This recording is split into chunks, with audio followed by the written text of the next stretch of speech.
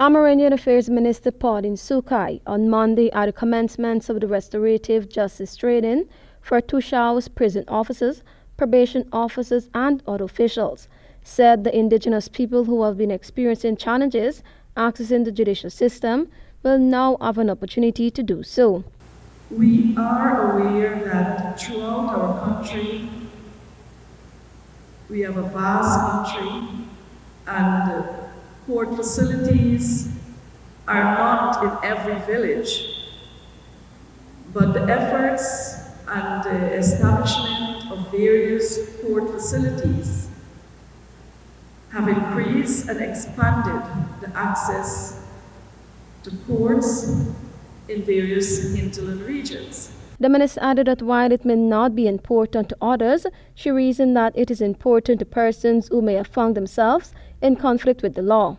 She said with the opening of new courts across the country, their day in court will be finally. And the Restorative Justice Bill, as you may have heard, was tabled and passed to allow courts to make orders outside of the usual punitive orders, thereby bringing to bear that alternative approach. She added that punitive orders outside of the usual orders will be addressed. According to her, those who are charged and found guilty for petty offenses are usually awarded in some instances community service.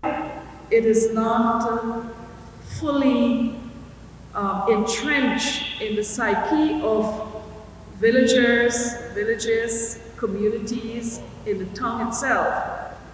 This will happen. It is happening in our country already. So restorative justice, while not a new concept, now has an identity in our law.